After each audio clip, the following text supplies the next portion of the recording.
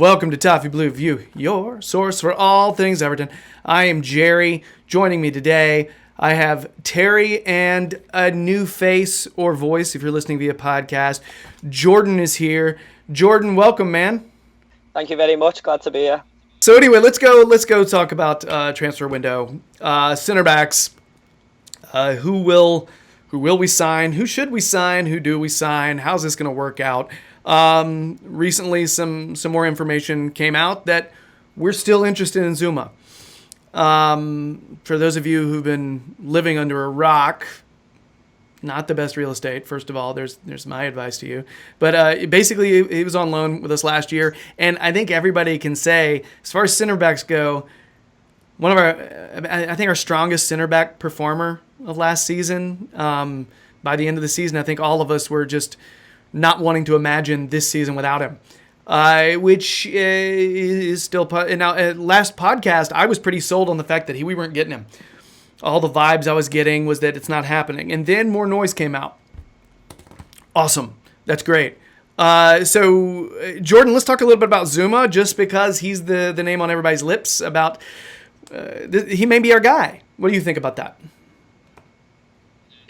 To me, he's number one priority for the centre half. I done an article for the website a few months back, and I said our priorities keep Garner, get a striker, and get Zouma.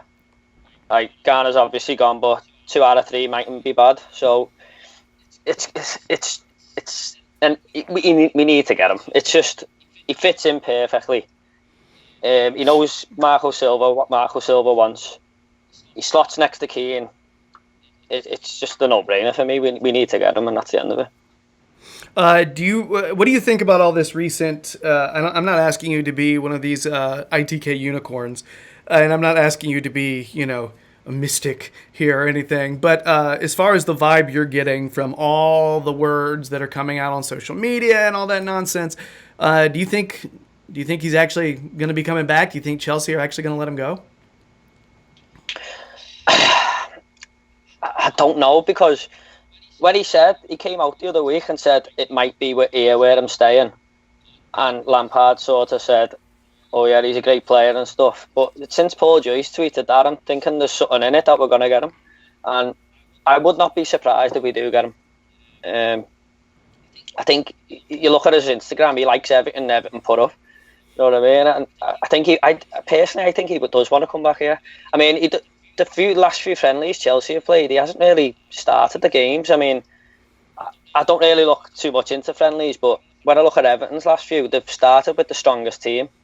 And Chelsea, if they're doing that, Zouma's on the bench. I mean, he might just be giving him an half and half, I don't know, but because Silva's been starting with his strongest, at Chelsea doing that as well, and not starting him. So maybe he might think, oh, I'm not a regular starter here. I mean, it's only a friendly. You can't look too much into it. Right. It's tough. Yeah, because recently I definitely thought he was staying. And then but the thing that gets me is you haven't heard a lot of other names, have you? You haven't. There's been like hardly any others. The only one I've heard, which was today really, is Llorente from Sociedad. That might be the alternative. But this fella was signed, Guavarman. I know he can play centre half as well. I don't know if I know he's not going to be I know he's not bought him as a centre back, but he could sort of be a backup one with Jags going. Mm-hmm. But Paul Joyce has also said he wants a centre back, so I think he might use him as a backup one. But I think he's obviously definitely looking for a centre back, isn't he? But the only 2 names really I've heard are Zouma and Llorente. Yeah, that was the thing that kind of, recently when I saw that there was some links to him again, to Zouma again, I was thinking, well, nobody else has been mentioned. Maybe this isn't as dead as I thought it was. I thought I was kind of giving myself reality checks. Like, don't pine for a player. I've gone through that too many times. Every time. Again, has gone through that too many times, and there are other good players out there. There are, you know what I mean? There's other good value out there. And if we don't get him, I guarantee Marcel Brands and Silva will figure something out, and we'll be okay. Everything will be fine. It's just he already knows us. He knows the people, and it seems like he wants to be here. Yeah, So, that's the thing. He'll just fit in perfect. That's another centre half from another league is maybe a little bit of a risk, but Zuma just fits in, and it's a no-brainer for me. I mean, it's just whether Chelsea play hardball, isn't it? But for Joyce to come out and say that, there's got to be something in it. Terry's just been the quiet storm over there, just holding pat, but there's something raging inside. What exactly? How are you feeling about all this, Terry? What do you think's going to happen? What do you think's going on? I think we'll get him now. I had, like yourself, Gerry, accepted that he wasn't probably going to come because of what Zuma himself said, what Lampard said. But ever since Joyce said negotiations are still ongoing regarding Kurt Zuma, and then on top of that as well, like George said, there's been no links to many other players until maybe even today. I think it's just a matter of how much we pay for him. I think the big picture-wise, they've sent him out 2 years running on loan. The only reason they're even considering him now is because they've got a transfer ban. Zuma's got to look past this season as well and go, well, next season, not this one coming, the one after. A, Lampard might not even be here. B, even if he is still here and the transfer ban's lifted, I could be way down the pecking order again, and Everton have moved on, and I can't get this great move that I've sort of developed an understanding at the club, and I'm loved there and so on. We might come out the market for him in a year's time. So I think Zuma does want to come. He's not the type of guy, not the type of player who's going to rock the boat. Obviously, we know that from having him here. He's a professional. But I just think we're negotiating with Chelsea. We know Marcel Brands likes to, he will take the time if it means he gets the price down. He's done it a few times already with players even this window.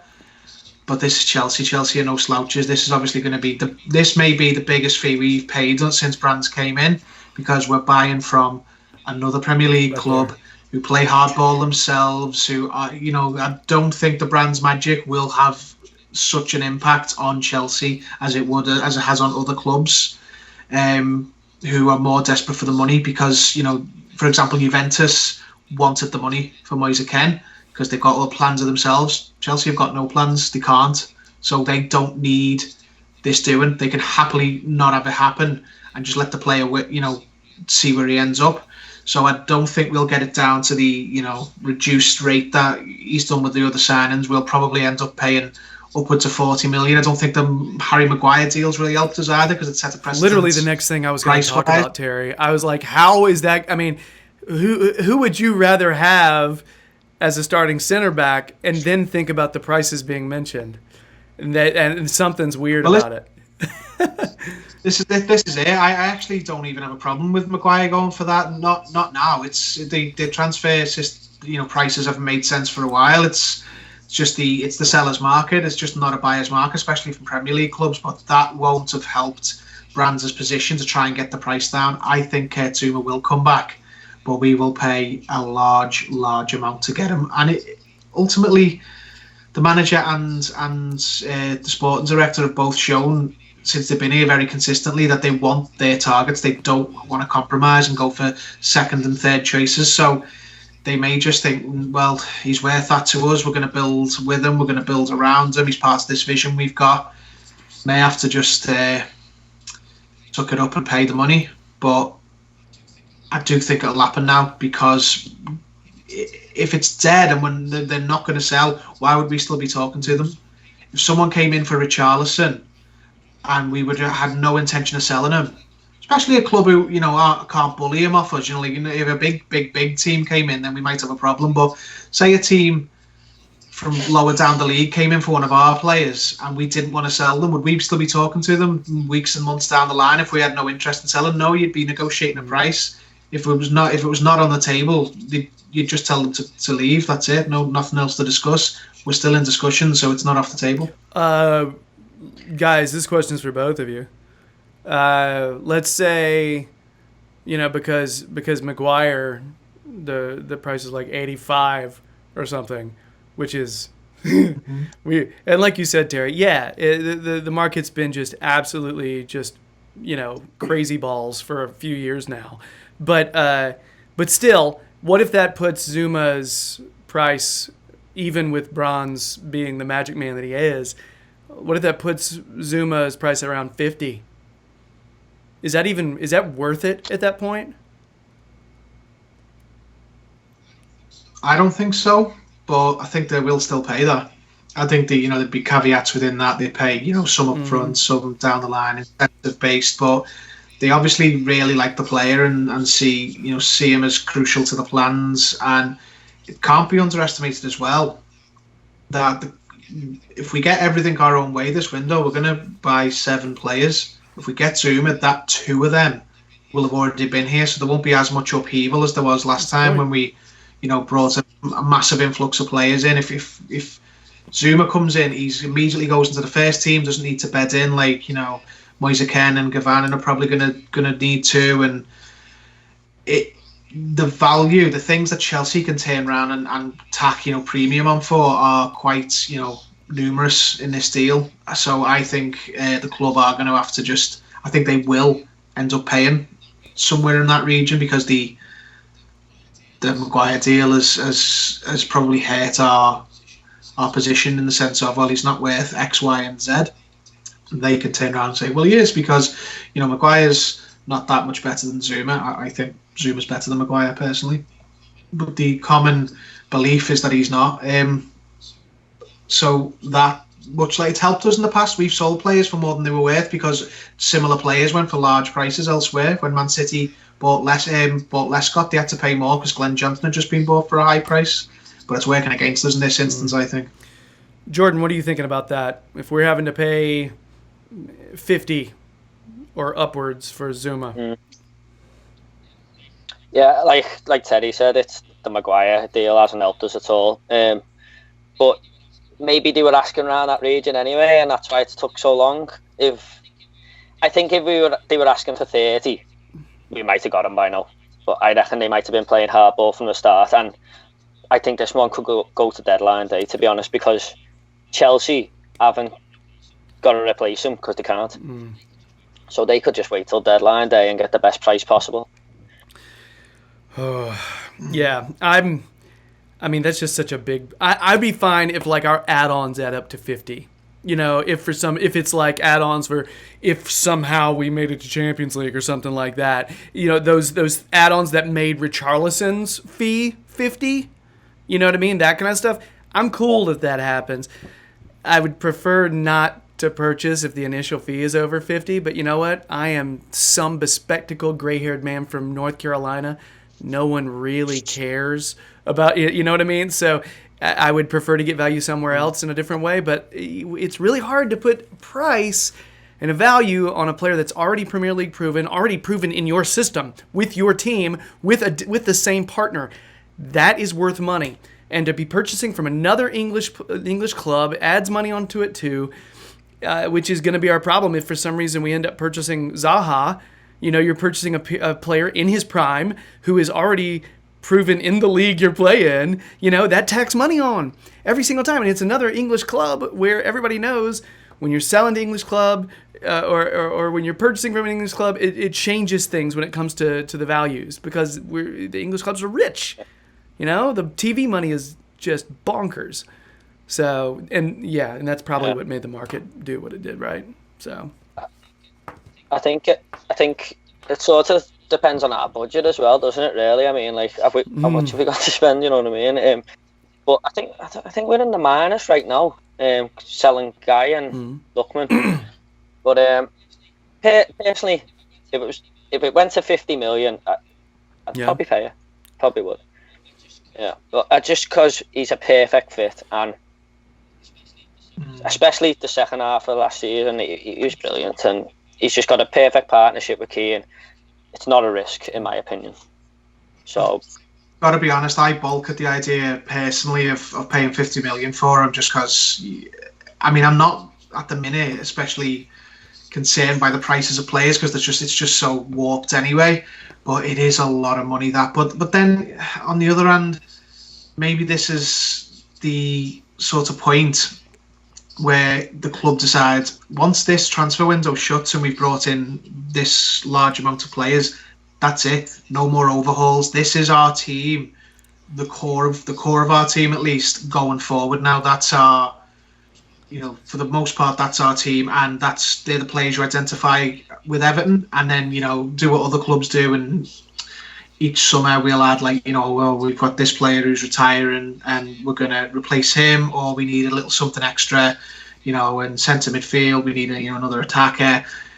I don't want to be going into next summer or the summer after needing another 7 players, because we've done that. We obviously botched it very well. Actually, I'll take that back. We didn't actually botch it when Walsh and Koeman were in charge, because a lot of those players are still here or have been turned around quite quickly for profit. We didn't botch the recruitment in that sense, but we just bought all the wrong pieces first. So we bought all the, no pace or anything like that. If we'd, if, for example, we'd have got Bernard in that window and 1 or 2 other players, it might have been more balanced. But after this window shuts, I want to be able to turn around and go, right, that's the Everton team now, the Everton squad, the core 15 Everton players that people identify with. They're going to grow together, they're going to develop, and you're going to see them get better with each season, and you might see a new player here or there, and then that would be the only thing that would make me think, okay, let's pay big money and over the odds for Zuma, because if he's key to that, I don't want to be putting a bandage on, or I don't want to just sort of put like a holding player in there and then we go back for Zuma down the line anyway, because when you can just pay and get him now, that kind of thing. If he's the guy they see as, he's one of our centre-back partners or one of our 3 main centre-backs, and it's going to be like that for 5, 6, 7 years, why not? Just get him. Just get the player, because right now there's no sense to be made out of market prices. Just look at the player in isolation. If your club are paying for it, then they obviously can pay for it. They obviously can afford it. So if he does cost 50 million, then Brands and Silver have made the decision to pay that for Zuma. Just focus on the player and what he brings. And if you boil it down to that, he's perfect. He's a perfect fit for the club. We've seen it already. That's the disadvantage of having loan players, unfortunately, that you see how perfect they are, but then you've got to go and buy them and it doesn't even feel like a new player. Well done, Terry, bringing in that talking point. The segue was perfect. It was just skillful, man. The way you weaved that together, it felt like it. One would not know that Terry said, "I really want to mention this somewhere," and he just perfectly lodged. Perfectly. He's just a man with a craft. You know what I mean? If I could just touch on what Terry said, to be honest, I totally agree with everything he said. But we could end up bringing like 6 players in, but 2 of them would be from last year. So it's sort of carrying on the team a little bit. And like Terry said, I don't want to bring 6 in again next year. So just keep it at 1 or 2 next summer, you know what I mean? But at least 2 of them are from last year that know the script, basically. What I take from this is I take the fact that Moshiri, and this is where this goes back to Moshiri, he doesn't want to do that overhaul thing either, because he's done it. He's seen the mistake, so he brings in Bronze. Bronze is the consistency. He's the through line. So if our manager leaves, we don't need an overhaul because we have a director of football. And our director of football is sitting there making sure, okay, if we bring in a manager, I want him to be a certain style to be able to play with the players we have. That's to prevent the need for that overhaul. That right there, that is beautiful. It is a wonderful thing. So this way, you lose a manager, bring in a new manager. It's all cool. It's all right. The pieces are still there because Marcel Bronze.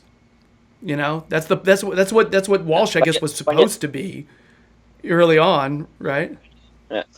When you look back at Walsh compared to this, well, I know we were all excited when Walsh was bringing these players in, because that way Everton hadn't done that before, had they? But when you compare him to Brands, it's totally one's just done the job before, and that's the real thing. I think Walsh is a pretty good scout.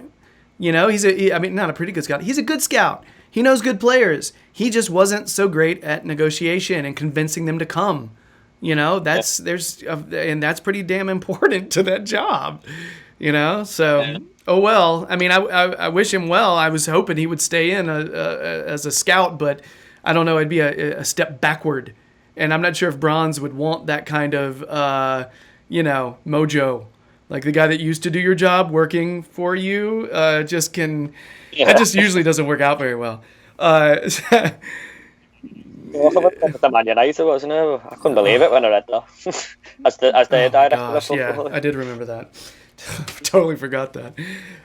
So really quick before we go, we need to mention the other player that's been mentioned. There have been links to, Tomori as well, right, from Chelsea. There was him, about him possibly coming in on loan. But it was very tenuous at best, the mentionings of that. Only a few links, and I don't know how serious they were. And they could have just been clutching at straws just because, they got a Chelsea back on loan last season. So it just seemed really, I don't know. But it's way bigger of a risk than Zuma. And then you mentioned Diego Llorente from Real Sociedad. Yeah. And I don't even know if Diego Llorente is even the same kind of player as Zuma. I feel like he's not. I find it interesting that we'd be trying to purchase a different player that's not the exact same style or whatever. You know what I mean? Yeah. Again, I haven't seen much of Llorente, I've got to be honest. But like I said, touch back on before. What if he doesn't fit? You know what I mean? He might. I mean, I'm sure Brand's a scout. Adam scouted and stuff. But I just would prefer Zuma. But I haven't seen much of Llorente, to be honest with you. I don't watch Real Sociedad every week, to be honest. Jordan, what's going on, man? we had talked earlier, and I thought you knew all about them. Yeah, man. I mean, we wouldn't be paying the same amount. We wouldn't, because there would be way more risk. We'd be buying him from a non-English team. It just wouldn't cost the same. And if it did, I would highly question the move. But yeah, man. Right now, I just don't see Llorente as being like as legit. It's hard for me to see anybody but Zuma coming in at this point. Now that this is started back, like I've reverted back to what I thought before. Some flippy flopper, just happening. That's what a buddy of mine who was from Finland used to call slides. I used to play on my university football team. Flippy flopper. It was awesome. It's hard for me to call slides anything else now.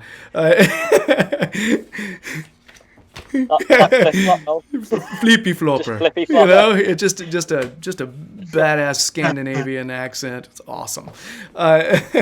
So yeah, you got anything on your Llorente, Terry? Or are you ready to go on? No, I mean, smells a bit like an we're in for Marcus Rojo type thing, Forgot about just the out Rojo there links last year. Sort of. Yeah, it probably isn't true. I think if we don't get Zuma, we'll just loan a player to cover the Mina and Keane, and then just go back for Zuma when they've got their ban lifted and could probably get him. But for less money, no, I don't. I think if we were going to make a purchase other than Zuma, we'd have made it by now. I think it's Zuma or a loan to wait for Zuma. They want their player. They'll either get him now or go back for him. All right. These guys have spoken. Yeah. They're willing to pay $100 million.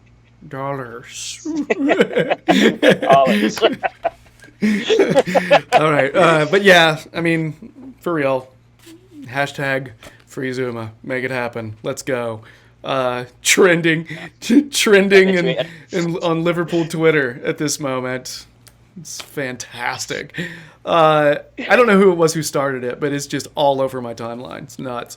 So anyway, that's it for our center back transfer segment. Not really a lot of center backs mentioned. We just talked about Zuma, but we did it thoroughly. So just saying.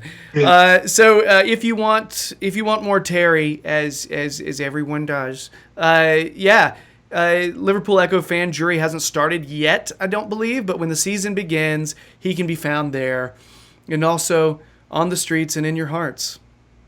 Yeah, big hugs for that guy. Yeah, see, people on the podcast, well, they're not listening to this anyway because they don't get the wrap up for the end of videos. Hey, so yeah. Anyway, you saw the heart. Just saying. So, additionally, if you want more Jordan, well, he has a film review Instagram account. It's called Jords, JORDS _movie_reviews. And if you don't know how to spell movie or reviews, have a word with yourself.